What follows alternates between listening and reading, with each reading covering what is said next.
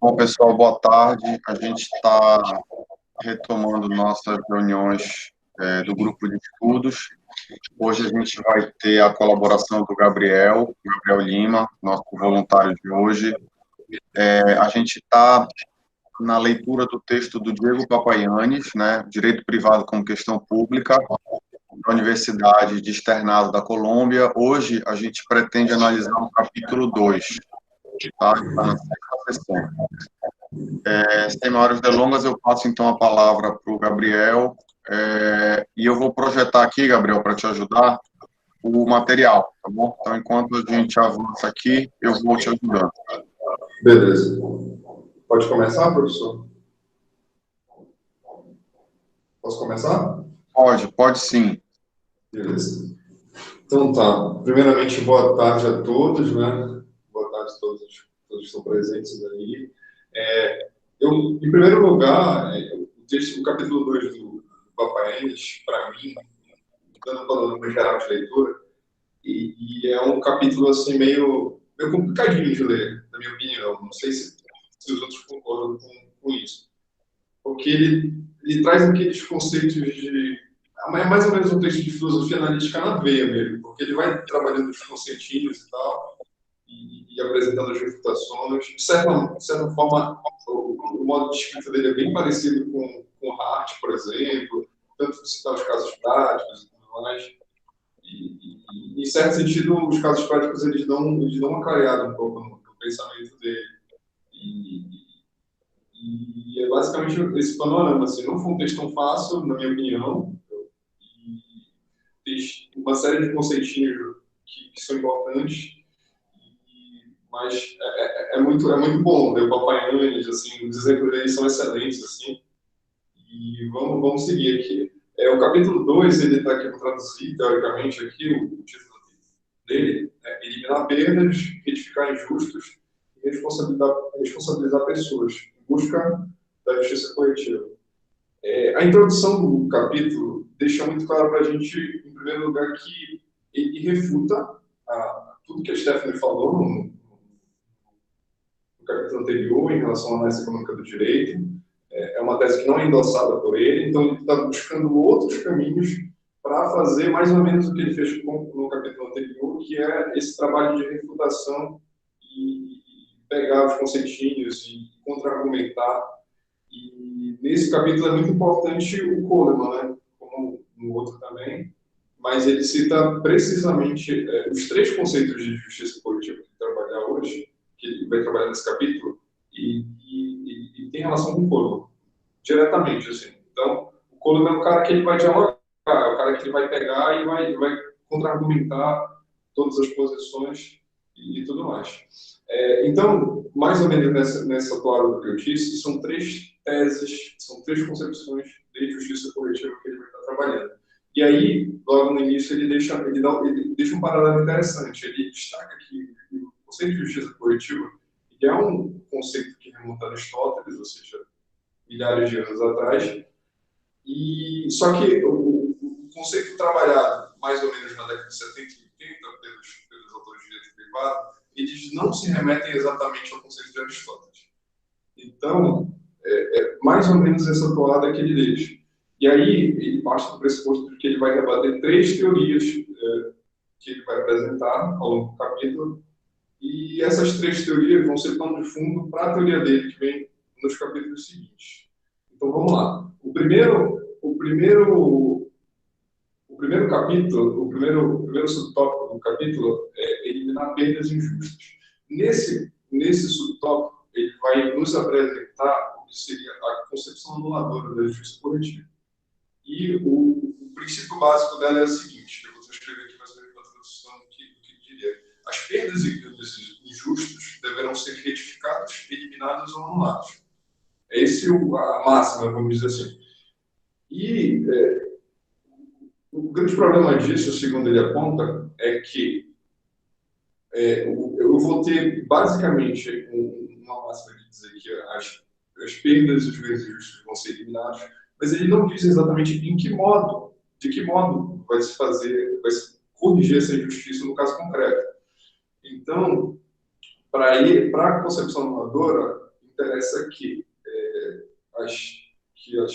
as perdas e os ganhos injustos sejam eliminados inicialmente.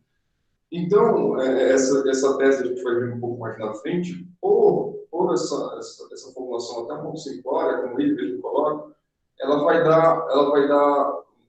acabar com que muitas outras coisas se utilizem dessa teoria para justificar. Então, a concepção anuladora, ela em si, ela vai acabar recorrendo em outras coisas, que pode ser análise econômica do direito, pode ser uma série de coisas que ele vai debater, justiça distributiva, que ele vai debater lá na frente.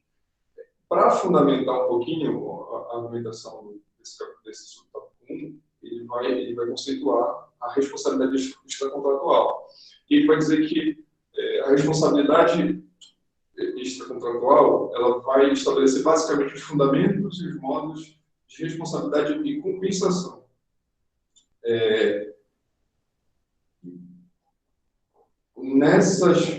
Nessas práticas atuais, quer dizer, as nossas práticas atuais de responsabilidade extracontratual, desculpa, só me perdi aqui rapidinho, o professor não me fala.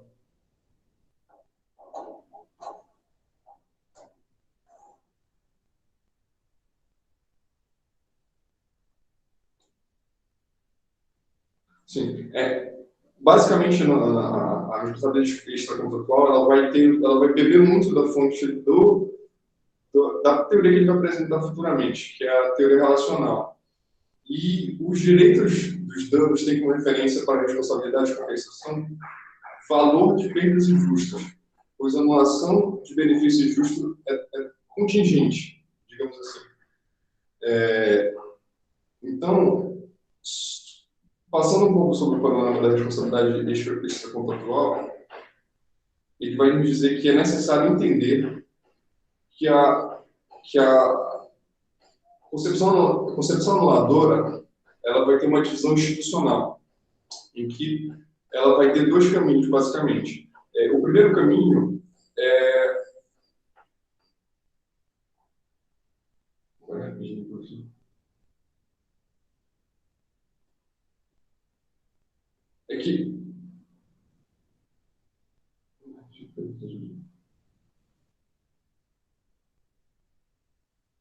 que em ambos a justiça corretiva ela vai recorrer a dois pontos, basicamente. O campo de composição de danos, de restabelecimento de danos, e o outro caminho institucional seria propriamente do direito público, que seriam, por exemplo, o direito poderia ser o direito ambiental, poderia ser o direito penal propriamente dito. Então, essa noção de concepção anuladora, ela vai propiciar uma divisão institucional na própria divisão do que ele propõe. Então, esse princípio, esse primado da justiça, da concepção anuladora, ele pode facilmente ser complementado, por exemplo, pelo princípio da eficiência econômica. Então, se eu não tenho razões aqui, se eu só tenho um primado básico de colocar que as perdas injustas devem ser eliminadas, então eu vou ter que recorrer a outro princípio, ele coloca. E esse princípio poderia ser a eficiência econômica. Mas também poderia ser, e aqui é o ponto de decisão, que é fundamental para ele fornecer a justificativa da outra, poderia ser exatamente a justiça distributiva. Então,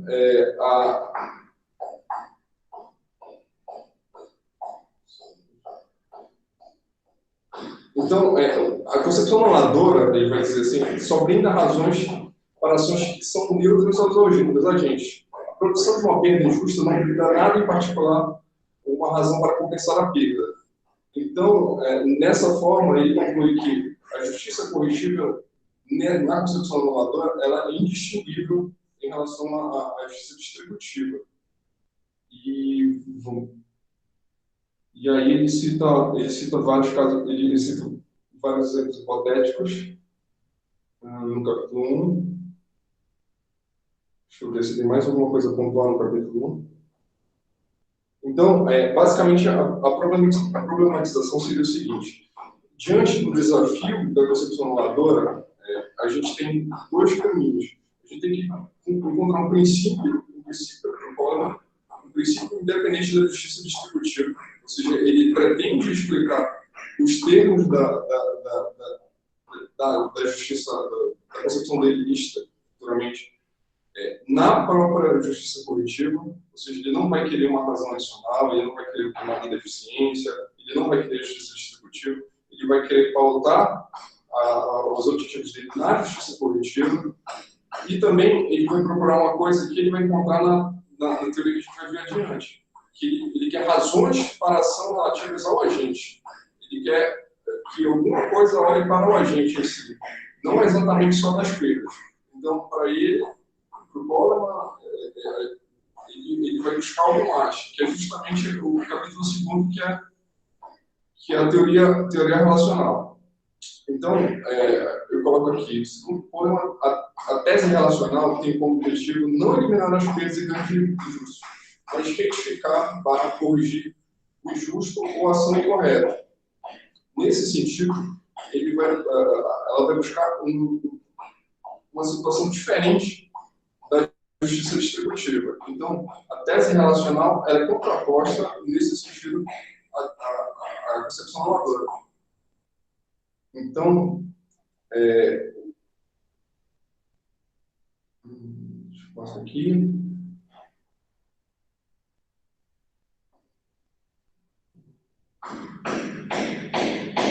Aí, tá. No discorrer da tese relacional do Goleman, ele vai nos dizer o seguinte, que na leitura, o Papaionis fazendo a leitura do Goleman, ele vai nos dizer basicamente que a tese relacional, pelo primado da retificação de uma situação anterior, ela vai buscar que se volte, diante de uma violação, a partir dessa violação, se volte ao status quo anterior.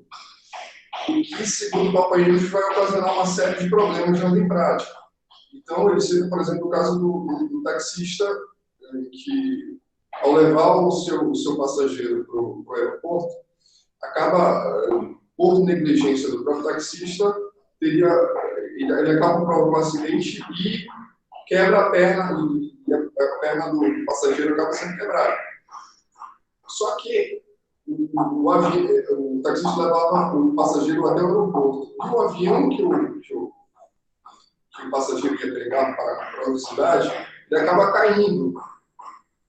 Ou seja, todas as pessoas vieram ao óbito. Então, pela teoria relacional, ou seja, por restituir esse status quo anterior, a teoria relacional ela teria dificuldade para dialogar com isso. Porque, afinal de contas, por exemplo, em virtude do dano causado à perna do taxista, o motorista de táxi ele teria efetivamente, ele causou um dano efetivamente ao passageiro em relação à provável morte que ocorreria.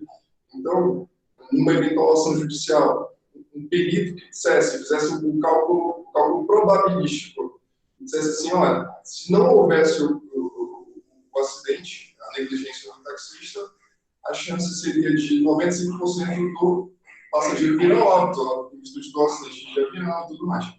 Então, ele acaba fazendo esse confronto de ideias e botando o seguinte, seria justo, por exemplo, o taxista cobrar a indenização do passageiro em virtude do acidente causado? Ou então ele começa a dialogar e começa a fazer hipóteses concretas e que a teoria relacional, no afã de retornar ao status quo anterior, não conseguiria lidar. Então, o que interessa para ele, para o Goleman, e até para o Papaionis em si, é mais o aspecto relacional, interpessoal, da relação entre o taxista e o passageiro. Por exemplo, Então, no fim da história aqui, tanto o Coleman quanto o Papai Andes, então, eles vão perfilhar o seguinte: nesse confronto, por exemplo, entre o taxista e o passageiro, não interessa o que aconteceu depois. O que interessa foi o que efetivamente ocorreu entre os dois, na relação interpessoal dos dois.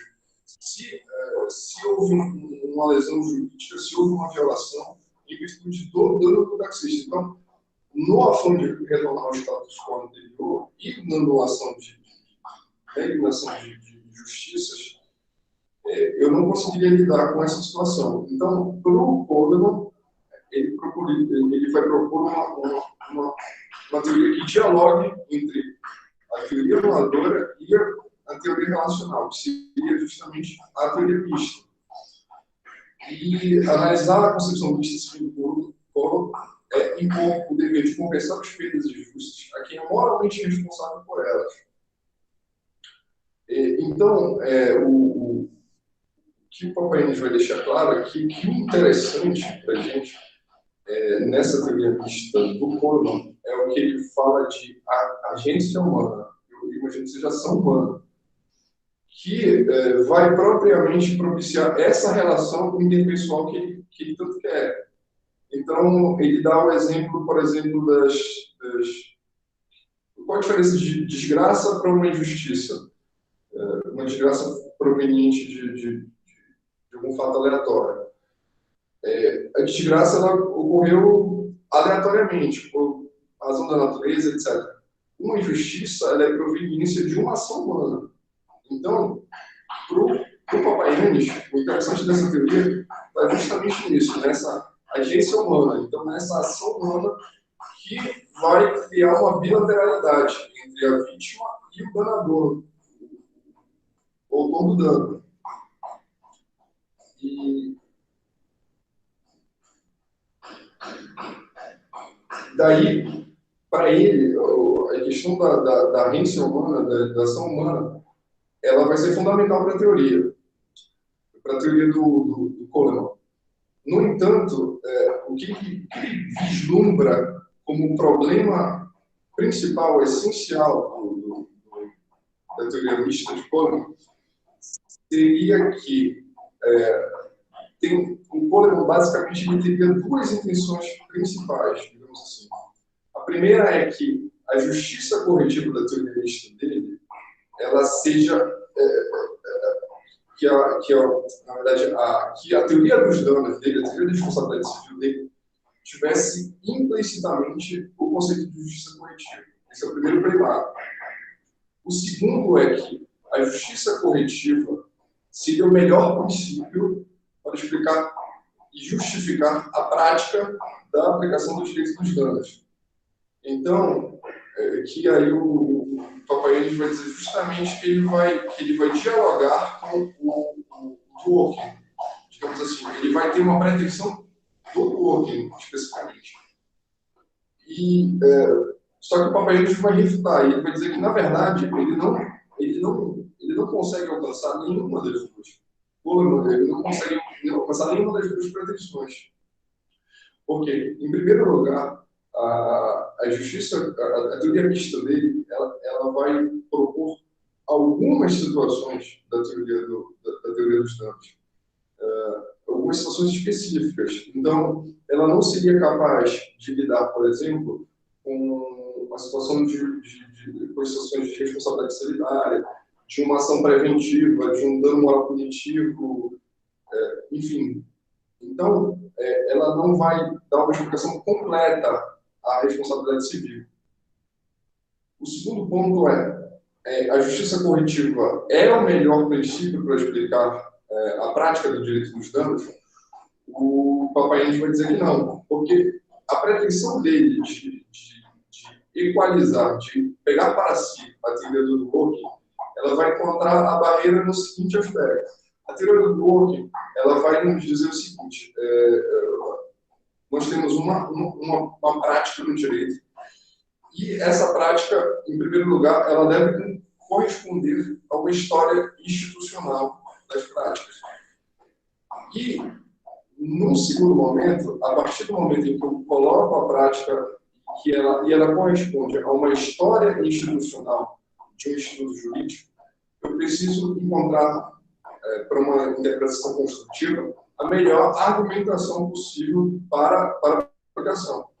Só que, em alguns momentos, o papai a gente vai colocar, a justiça corretiva ela não vai ser a melhor ideia para a construção do melhor argumento possível. Então, aí já morreria por terra a teoria de que a justiça corretiva seria o princípio, seria a explicação definitiva do plano para explicar a prática dos danos. Que vai explicar que não, que é contingente, vamos dizer assim, essa relação. Ela pode ser em algum determinado caso ou outro, pela interpretação construtiva. Mas, primeiro, a teoria mista ela não vai ser suficiente então, para nos explicar, de um modo geral, a teoria dos danos, e ela também não vai ser suficiente para nos explicar o conceito de interpretação construtiva, porque eu posso recorrer a muitas outras coisas, inclusive outros primados, a própria justiça distributiva, o análise econômica do direito. Então, resumidamente, no último ponto, ele vai, na minha opinião, dizer exatamente que as construções de justiça corretiva do Coleman, elas acabam por não explicar uma racionalidade jurídica própria que dê conta de todas as situações. Pelo contrário, ela vai deixar uma brecha para que outras teorias e outros princípios, outros primados, consigam beber da fonte das explicações do direito dos danos em geral, da responsabilidade civil e extracontratual. Então, eu posso explicar ela pela análise econômica do direito, pela justiça distributiva. Então, eu tenho um panorama muito maior que, pelo que demonstrou o Papariente, não conseguiria o Coleman, através das três concepções de justiça corretiva, trazer a explicação adequada. Então, foi bem resumido, bem aqui na hora aqui no tablet, mas basicamente seria essa aqui a exposição, professor. E eu deixo aberto aí para intervenções e perguntas, para tentar dialogar, porque é um texto complicado, mas que eu também tento entender e também tenho muito interesse em aprofundar e saber a intervenção dos colegas e assumir para compor o debate. Eu peço até desculpa, porque eu procurei um lugar mais isolado da casa, mas estou tendo obra aqui em casa, e está uma barulheira aqui também, que eu peço desculpa se vocês estiverem ouvindo, desconcentrando vocês. Mas é isso, basicamente, professor. Vamos para o debate. Legal. Obrigado pela apresentação, Gabriel. Vou parar aqui a apresentação, aí a gente, se for preciso, volta de novo. Não sei se vocês tiveram a mesma impressão que eu, mas o texto vai ficando mais complexo, né? Porque a gente precisa ter conceitos prévios, né? Que nem todo mundo tem. Então, você acaba tendo que ler outros textos ou fazer pesquisa complementar para entender algumas questões. Nem tudo se explica pelo próprio texto. Mas a função do grupo é justamente essa, né? A gente tentar, na medida em que a gente for avançando na leitura, se ajudar na compreensão do texto de uma forma mais ampla, né? Eu abro para os debates, então, alguém tem alguma pergunta, algum comentário para fazer para o Gabriel? Vocês podem fazer pelo chat, podem abrir o microfone.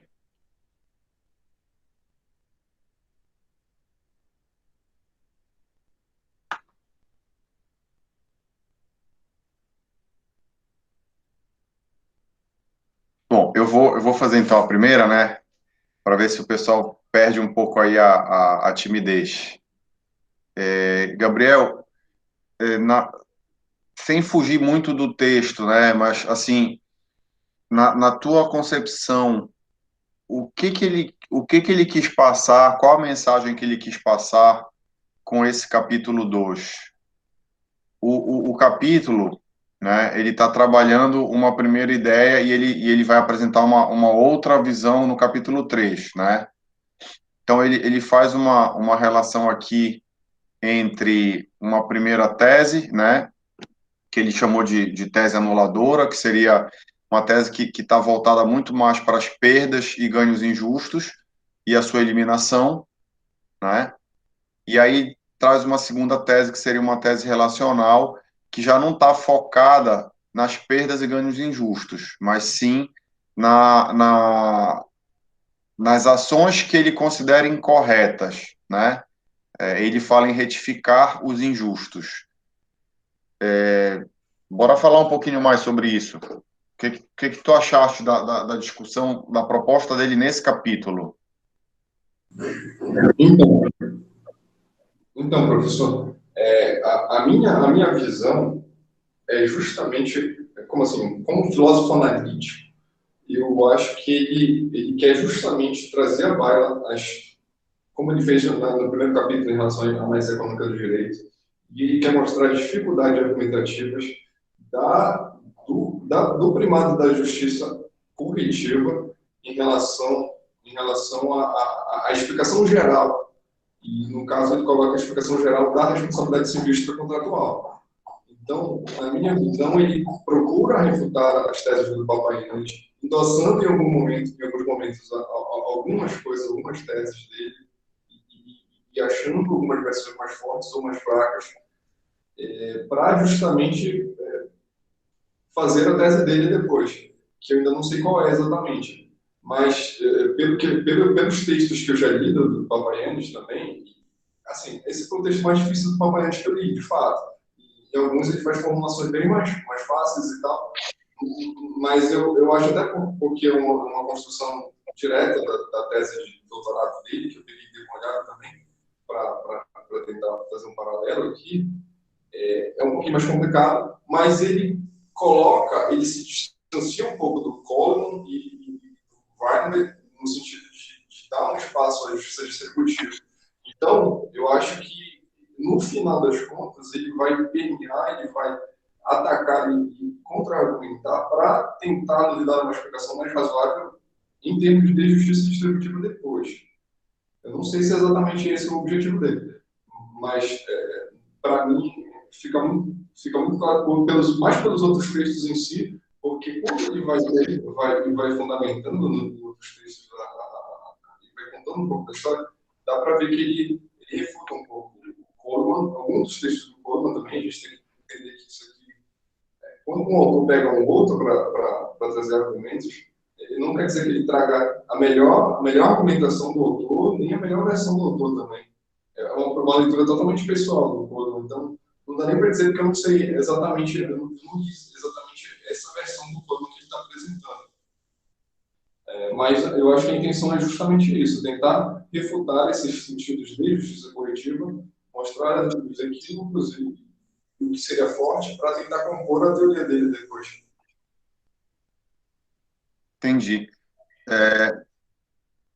Deixa eu abrir aqui de novo.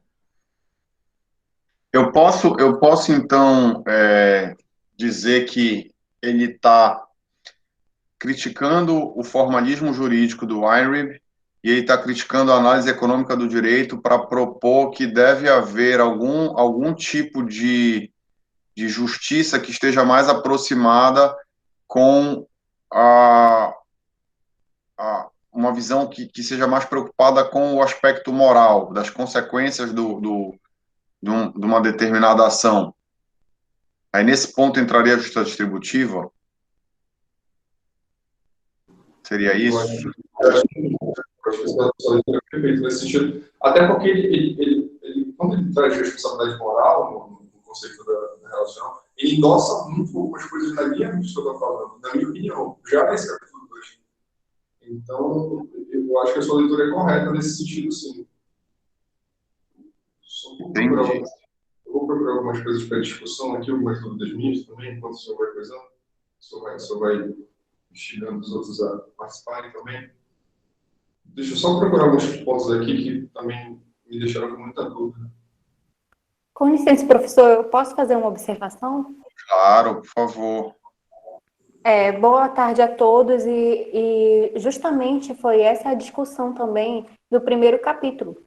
Ele critica a análise econômica do direito e ele também critica essa do capítulo 2, porque ele quer trazer uma visão mais equilibrada. Para a tese dele, ele quer uma teoria mais equilibrada em relação tanto ao direito público quanto ao direito privado. seria também esse um ponto. E realmente o que o Gabriel falou faz muito sentido, porque eu também senti uma falta do autor em aprofundar a teoria que ele tanto critica. Apesar, sim, de ele trabalhar bastante a tese dele, eu senti que faltou mais um aprofundamento do autor.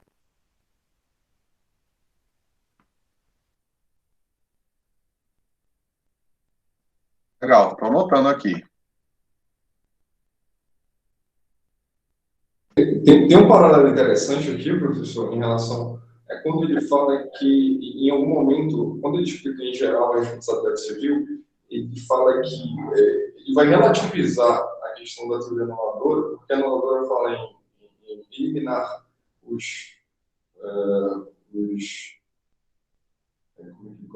as perdas e os ganhos injustos. Quando ele fala sobre a responsabilidade civil, especificamente, ele vai falar que, em relação às perdas, ok, mas em relação aos ganhos injustos, é uma relação contingente, pode corresponder ou não, porque não necessariamente numa responsabilidade civil a gente vai ter, o agente danador vai ter um grande benefício. Ou então, às vezes, ele pode ter um benefício indireto, totalmente contingente, ocasional, aleatório.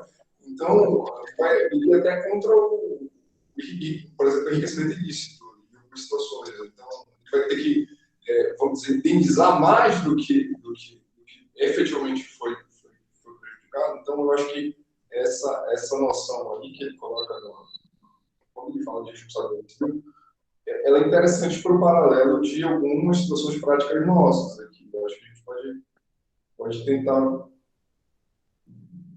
ter como base essa questão.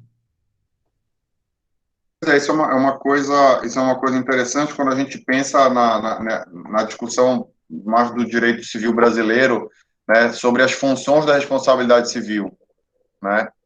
E aí, nesse aspecto da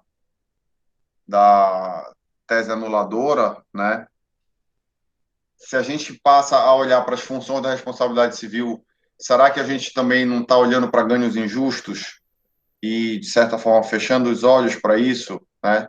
Porque muitas vezes eu estou, para punir o ofensor, eu estou beneficiando o ofendido. Eu acho que a discussão acaba indo por esse lado também, né? E cada sistema jurídico vai ter um mecanismo de freios e contrapesos aí dentro da sua própria sistemática. Bom, quero ouvir vocês. Eu sei que hoje a gente está com um quantitativo menor, né? A gente está com 11 pessoas, eu acho que contando comigo.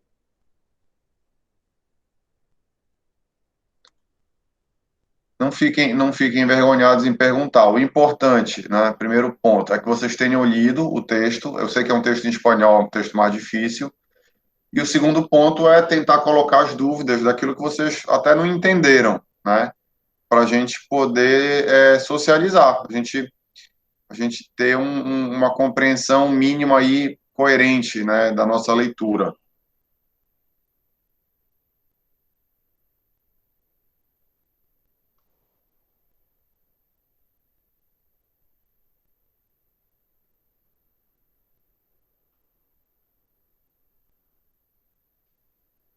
Deixa eu propor mais uma questão aqui. O que será que ele quis dizer quando ele faz referência ao Dworkin numa tese que estaria baseada numa interpretação construtiva? E qual seria a relação disso com o que o Coleman defende, né? Eu vou até pegar aqui ó, a explicação, a leitura dele sobre o Dworkin, no ponto especificamente, ele diz assim, para Dworkin, a explicação ou compreensão da prática jurídica não são tarefas independentes da justificação, tá? Que é o cerne do interpretativismo do Dworkin. O direito é um fenômeno normativo e seu propósito central é a justificação da coerção estatal. Por isso, interpretar em que consiste o direito dos danos requer, por um lado, apresentar uma imagem da prática que se ajuste à dimensão histórica institucional e, por outro, uma interpretação proposta que mostra a prática da sua melhor luz. Então, isso é work na veia, né? Modelo de regras 1 e 2, império do direito, isso aí é perfeito. Mas é engraçado a refutação, porque é uma refutação muito simples, assim, para mim, bateu rapidinho, assim, na tese do Foucault. Por exemplo, nesse sentido, nesse mesmo parágrafo, no final já, se o melhor argumento normativo indicasse que o Estado não está legitimado para implementar a justiça coletiva, não importaria que este princípio se ajuste perfeitamente à prática do direito dos danos. De todos os modos, a não satisfazer a dimensão do valor de justificação. A justiça coletiva não poderia oferecer a interpretação do direito dos danos que o povo está buscando. Então, ele é bem taxativo em relação à refutação da interpretação construtiva do Dor, e diz que simplesmente não é aplicável, porque ele coloca, e eu vi alguns textos comentando o Corno, que ele tem uma pretensão justamente de fornecer uma teoria geral do direito, e que, nesse caso aqui, numa obra dele de 2001, que é a que ele cita aqui do Corno, seria explicar nesses termos do Dor. Então, eu vou até falar com o João Vitor depois, que a gente estudava mais em relação à teoria do direito geral, para a gente justamente fazer um paperzinho, alguma coisa em relação a isso, e buscar fazer um paralelo já com o Dor de justiça para o ilícito e tal, e pegar os argumentos, a mudança dos argumentos do Dor, porque para mim esse Dor aqui é o Dor que já no início, então de repente pegar esse confronto aqui, pegar esse capítulo do Papai Grande, fazer uma discussão à luz das mudanças da teoria do Dworkin e mostrar se é aplicável ou não aplicável. Para mim, se ele já mostra que não é aplicável aqui, então, quem sabe, numa outra versão do Dworkin teria alguma relação com isso. Eu acho que é interessante nesse ponto. Não sei o que você acha. Sim. O que me preocupa na correlação é uma coisa que o João Vitor tinha mencionado lá atrás, nos nossos primeiros encontros, né? Esses autores, como o Dworkin, o Rawls, o pessoal da filosofia política, eles estão preocupados em justificar uma teoria da justiça que seja a base de uma sociedade. Então, são os arranjos de organização da sociedade, né? E o Amartya Sen, o Dworkin, são autores que seguem a linha proposta pelo Rawls. E o Rawls exclui a justiça, exclui dos princípios de justiça o direito privado, né, enquanto arranjo. Então, a dificuldade aqui que eu vejo é na construção, entendeu? Como é que a gente pode falar em aspecto de arranjo institucional sobre o direito privado, né, já que está intimamente relacionado com a relação do Estado como um agente que está intervindo aqui na relação com os seus cidadãos, né? Então, numa relação par e passo entre indivíduos, e é essa que é a minha tese, na verdade, a minha hipótese, é a de que a justiça corretiva, ela não dá conta na medida em que você envolve a socialização de danos. Eu tenho muito claro isso na questão ambiental. Então, uma justiça distributiva entra aqui nessa composição, para situações em que o direito privado não consegue dar conta, porque ele é insuficiente, já que a relação é só entre privados, né? Mas isso é um pensamento geral meu, é muito amplo. Então, toda vez que eu leio esses autores, a minha preocupação é entender o ponto de partida deles, né?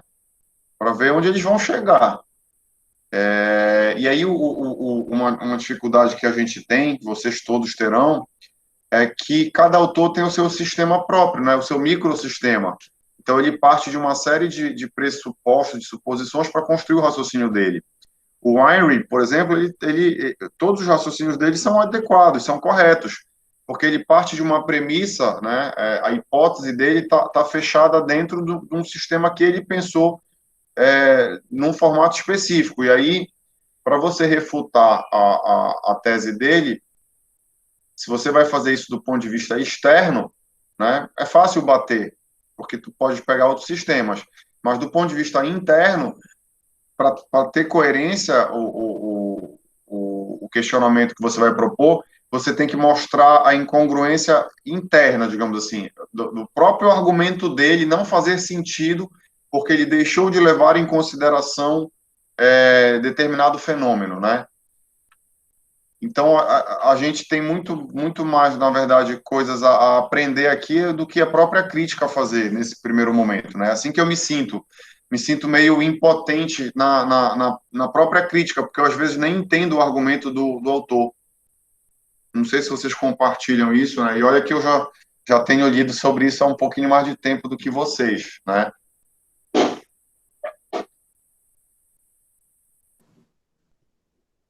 Perfeito, Paulo. Eu acho que a sua preocupação é muito pertinente e ela vamos dizer assim, dá asa para uma investigação ampla, realmente que confronta conceitos básicos, por exemplo, formalismo e funcionalismo. É uma discussão que cabe nesse texto também, pelo que ele está falando. Então, no próprio texto do Papaienis, que a gente acho que foi no primeiro encontro, ou no segundo, ele fala sobre uma guinada, por exemplo, da justiça distributiva e dessa confusão do direito público e do direito privado.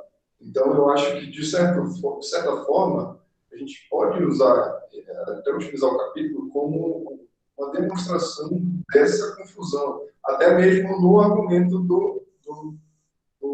usando do Orkin como argumento. Isso aí é sintomático, né? Como você colocou.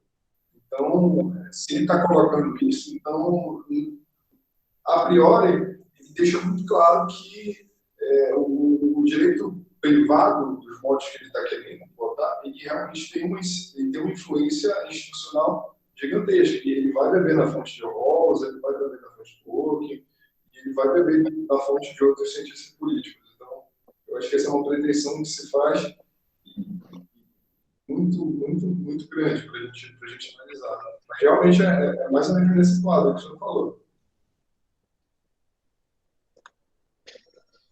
Legal, não, legal. O que mais, gente? Vocês têm mais alguma consideração, algum comentário?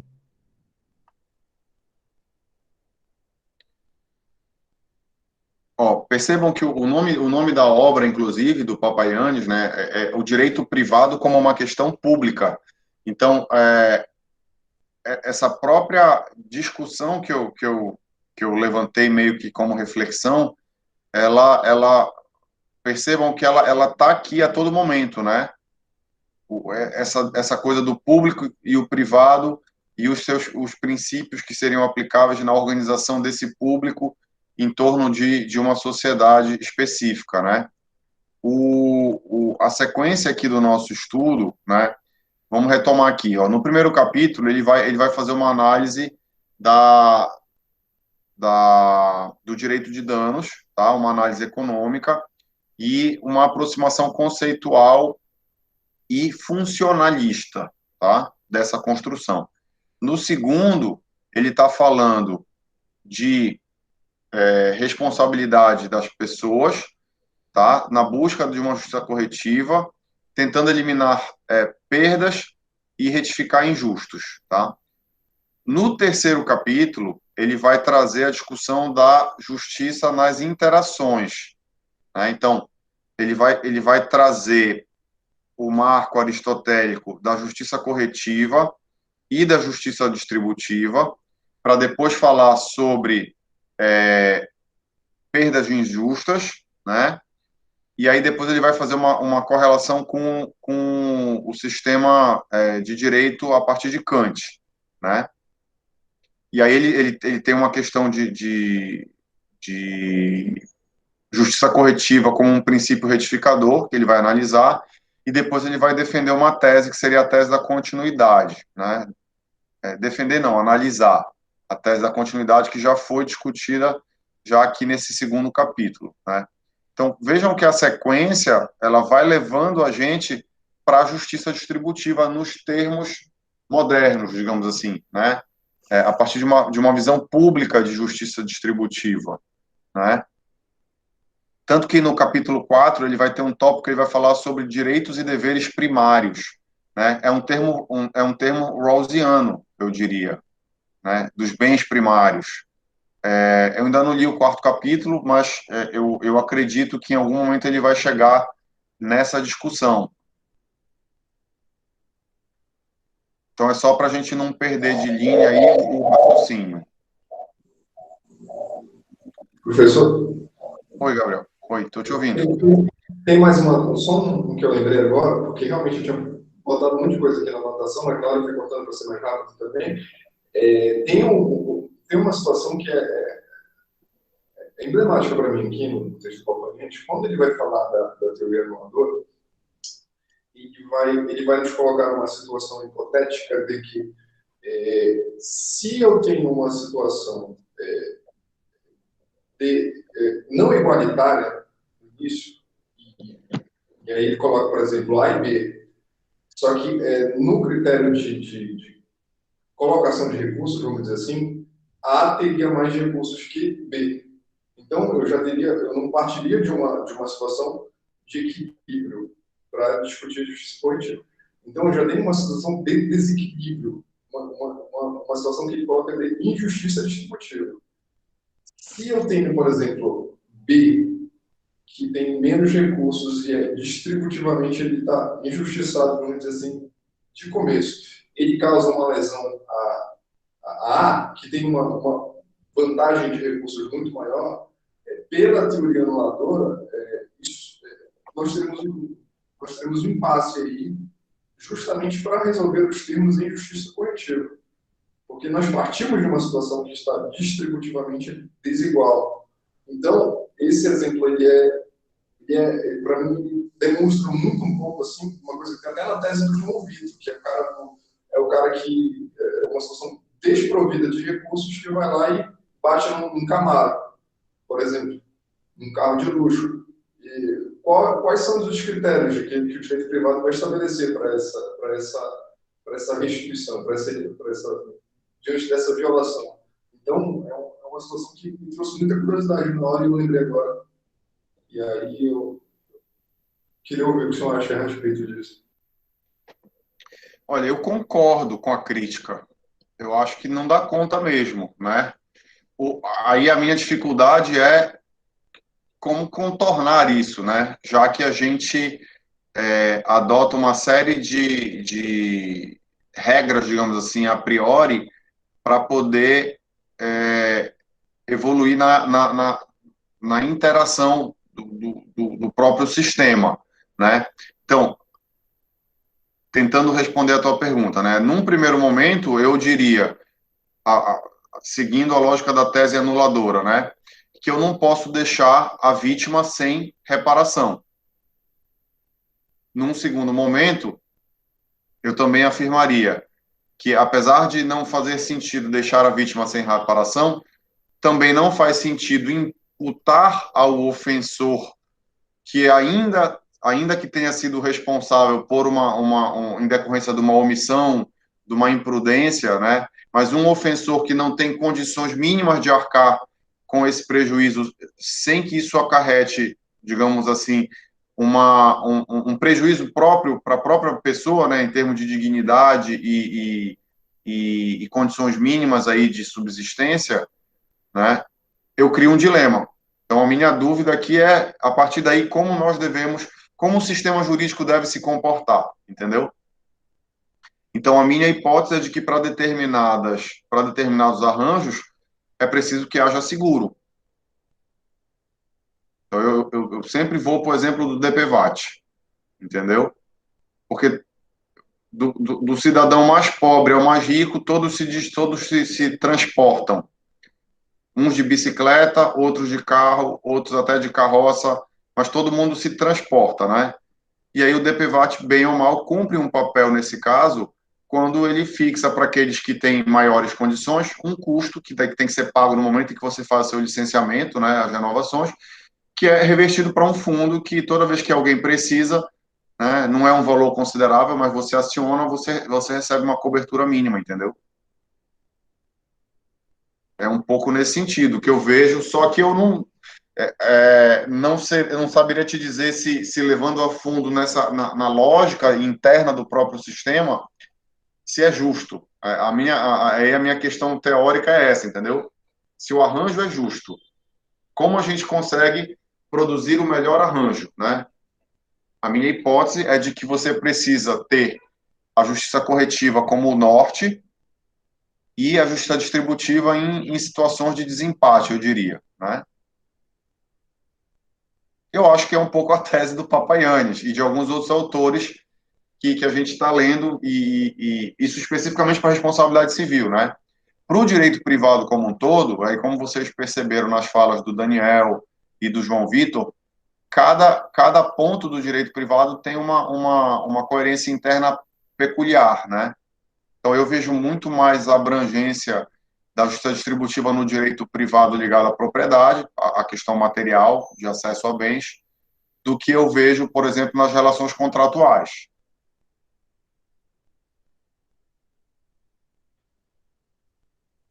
Não sei se eu respondi, eu tentei responder. Perfeito. A minha dúvida realmente foi no final que o senhor falou.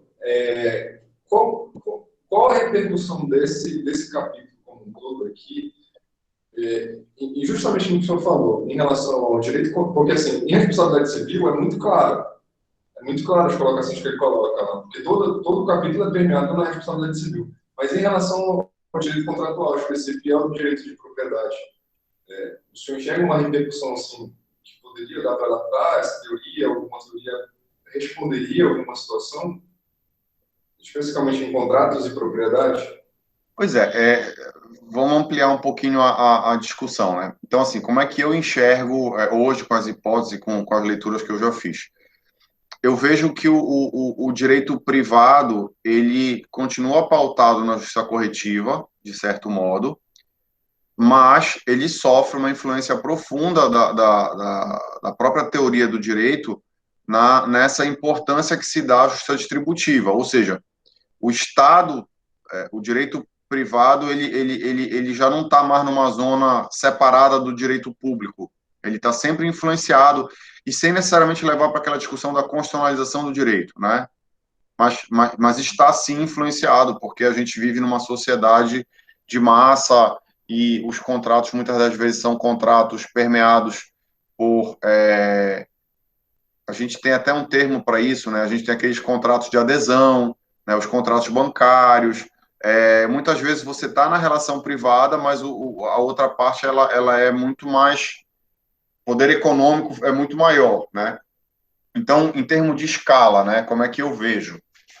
Eu diria que o cerne do direito privado enquanto justiça corretiva está na relação contratual, porque está permeada pela vontade. A relação contratual ela é preliminar para todas as relações, tanto na responsabilidade civil, quando a gente fala da responsabilidade contratual, como no direito de propriedade, nos direitos reais, porque para ver o direito real, antes tem que ter tido uma relação contratual como regra, né? Às vezes, como exceção, não, mas como regra, como se adquire a propriedade? Por meio do registro, que é o registro de um título. E esse título normalmente é oriundo de uma escritura pública, que é uma relação contratual estabelecida, né? Então, eu diria que o centro ainda do direito privado está na justiça distributiva, porque a gente sempre fala da vinculação entre partes, ou seja, o direito das obrigações.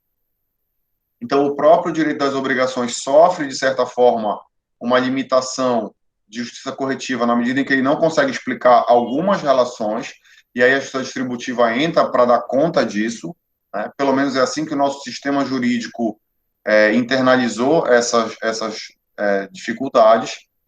Na responsabilidade civil, se eu fosse dar em termos de escala, né, a responsabilidade civil já é bem maior do que na relação contratual pura e simples, ou seja, enquanto existe um contrato, você tem uma relação bilateral aqui que está meio que pautada pela justiça corretiva.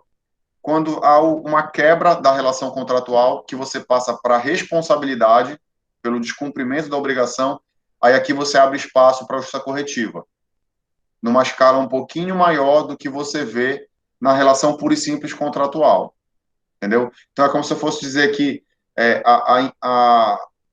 a importância da justiça distributiva na relação dos contratos, ela é de 20%. Na responsabilidade civil, ela é de 30%. E nos direitos reais, ela é 40%. Porque aí você entra efetivamente na justiça distributiva. Aí eu vou falar de direito de vizinhança, eu vou falar de função social, eu vou falar de desigualdades, da proteção do polo mais frágil. Aí entra uma outra carga, digamos assim, né? Mas a origem de tudo isso está lá atrás, nas obrigações. Agora, isso é uma hipótese, tá? Porque eu tô que nem vocês, eu tô lendo. Eu fui lendo e fui aproximando e eu tô gostando do que eu tô lendo e tô tentando anotar, né? Sempre eu tento fazer fichamento e anotar algumas dúvidas para ver se eu consigo escrever alguma coisa, né? Também eu fico tentando enxergar a coerência do sistema, né? Nem sempre eu vejo coerência.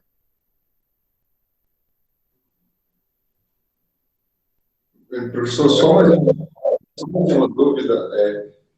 Em relação a, por exemplo, a minha, me parece que são três, o que o papai quer nos colocar aí nesse capítulo, são três versões de justiça corretiva. Só que ele mesmo coloca na introdução que esses três modelos, eles são um pouco descolados da noção aristotélica. E, de certa forma, isso é uma novidade para mim. Então, em que medida o senhor, com uma leitura mais aprofundada de outros autores privatistas, em que medida se mostram esses desdobramentos da justiça coletiva, que até então eu desconhecia? Para mim, os conceitos apresentados de justiça distributiva, de justiça coletiva, eles eram bem basilares, assim, até, eu acho que é influenciado pelos autores que eu li, mas o que pode ter mais de bifurcação nesses conceitos de justiça coletiva, propriamente dito? Pois é, eu também tenho a mesma dificuldade. A noção que eu tinha de justiça corretiva era aquela noção que vem da formulação aristotélica com as derivações da formulação de São Tomás de Aquino, salvo engano, né? É só a mudança de nomenclatura e a inclusão de uma outra variável de análise, né?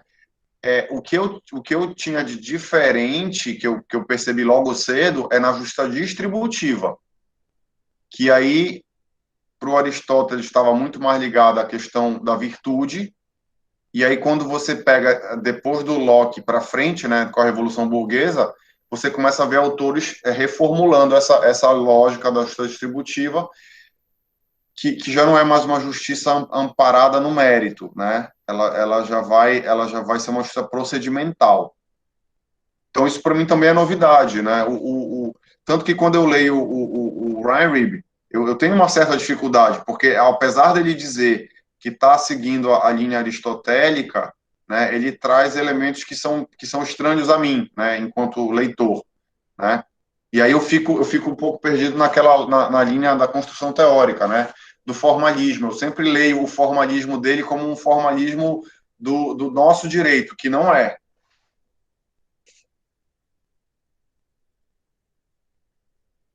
Acho que é um ponto que a gente pode tentar melhorar. Vamos buscar outros autores, talvez que ele mesmo cita, né? Porque isso pode ser uma tese dele, que não se sustenta, né?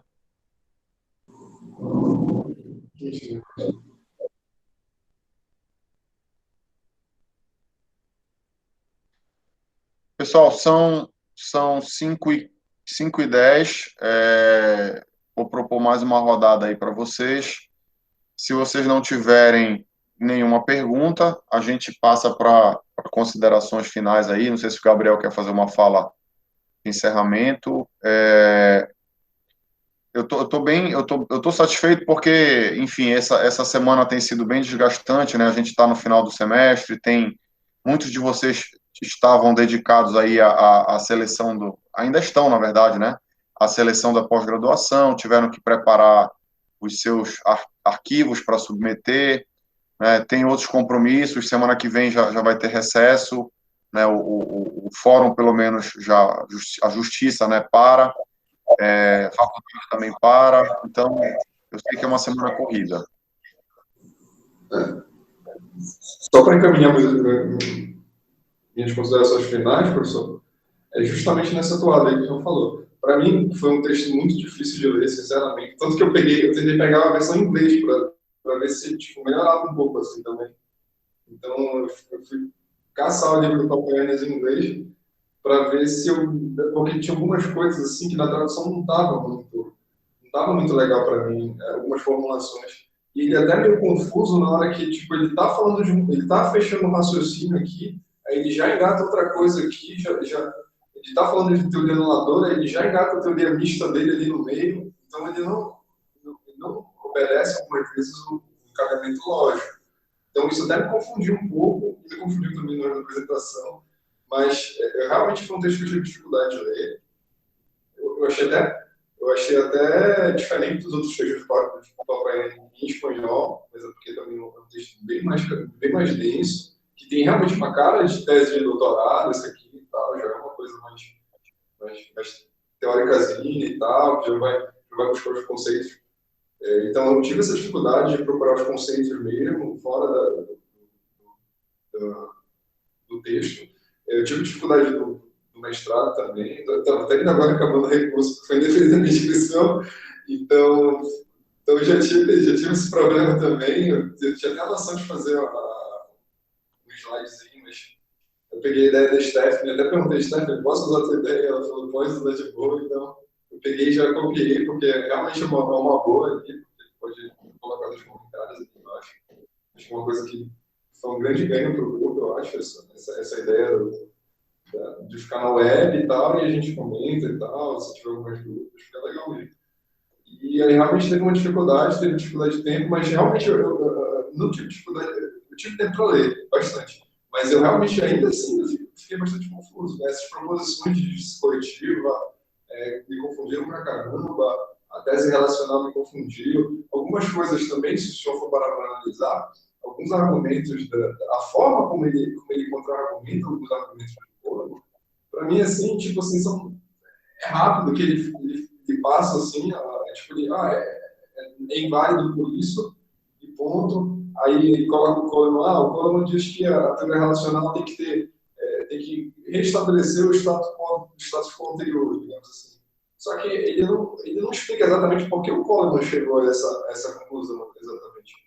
Então, ficou difícil em alguns pontos aprofundar e entender realmente a lógica da coisa. Acho que é uma coisa que até lendo o rodapé e buscar os textos lá ficou difícil também. Então, foi um texto que apresentou uma dificuldade razoável para mim. E, tipo assim, eu já li bastante texto em língua estrangeira, em espanhol também. Eu lia mais em inglês, mas em espanhol também. Mas realmente foi difícil para mim, eu confesso isso. E eu já li bastante texto em outras línguas e tal, e não tive. Então, tive que reler, fazer várias formulações aqui, porque foi dureza pegar esse capítulo do Papai Antes. Não foi pela falta de tempo, eu consegui até me ajustar, assim, teve falta de tempo também, mas consegui ler mais de uma vez o texto, mas realmente eu achei bem chatinho, assim, de termos e tal. Mas, assim, é excelente, o Papai Antes escreve bem também, é só a questão da escrita dele. Os exemplos dele são engraçadíssimos também, quando chega lá na hora, tu fica meio... Tu acha graça, igual do Rashi, de alguns outros também, do Austin. Então, realmente é isso, e eu tentei expor exatamente isso aí que o senhor viu, mas assim, estou adorando a leitura dele. E é isso. Não, legal. O importante é a gente não desistir do autor, né? Uma das dificuldades, né? Deixa eu encerrar aqui a gravação para a gente finalizar nosso encontro. Só um segundo. Vou encerrar aqui a gravação.